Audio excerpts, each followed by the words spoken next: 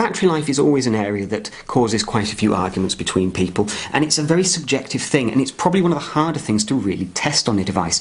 Now, we've had this device for about 3 or 4 days now, and there's some interesting things we've already started to notice. Certainly the additional battery that we have in here, this much larger battery, is making a bit of a difference. Now, there's always a trade-off because we have a bigger screen, which is obviously going to impact on, you know, how much battery life we are going to get, even though we've increased the battery size. Now, overall, I found the battery life to be pretty good, especially when using kind of all of the power saving features that HTC provide here. Certainly the power save mode, just the generic power save mode, not extreme mode, does do a very good job at generally governing down all of the kind of power draining features and giving you longer battery life. However, ultimately, when you're playing games, or if you've got the screen brightness turned up full, and so on, and if you're running the device full tilt, it's not giving a massive boost to the overall battery life compared to the HTC M7, the One M7. It's still too early to really tell what this battery is going to be like over weeks, months and years, but ultimately it does feel like it's giving more power for our buck, as it were, than we were getting from the previous device. The addition of the extreme power saving mode, though, has proved to be extremely useful, especially when we consider overnight power loss. One of the things that we tend to notice is we put our device next to us when we go to bed, we wake up in the morning and we've lost quite a lot of battery, and a lot of that comes from background tasks and so on running there, draining the battery down. By dropping the device into extreme power mode, what we're able to do is effectively cut, well, probably 95% of the power usage while it's just sat in standby.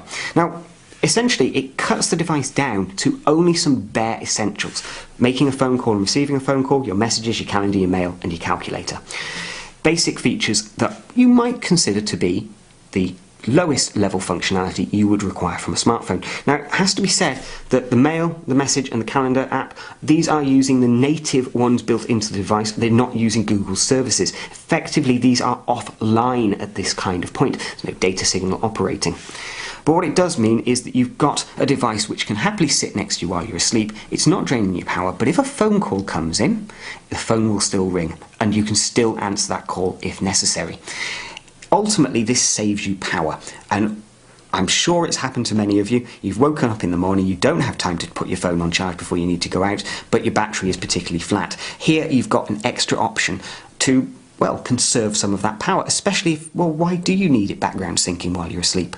Not necessarily for the majority of people a feature they kind of need. This helps to work around the problem of people not wanting to turn their phone off or disabling all of their radio options, but dropping the radio options that you don't need away and just keeping you with that phone, or with the very basic syncs for your mail and calendar, etc. Really, really useful. And I found it certainly is worth around 20% of the battery drain overnight. That's quite a considerable saving when you think about it. Overall, we still need to do a lot more testing with the battery on this device, but we found that when playing games and when using the camera, the battery drain is no worse than any other leading smartphone on the market. In some areas, it may very well be an improvement because we have that slightly larger battery there as a ratio to the screen size, where we're then obviously draining it slightly more power.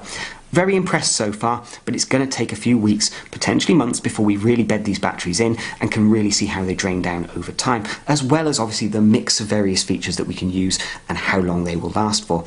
So far, I'm impressed enough to say there is no issues here with this particular battery, and in many respects, the additional software features that we've been provided with create a very good opportunity for long battery life with this device.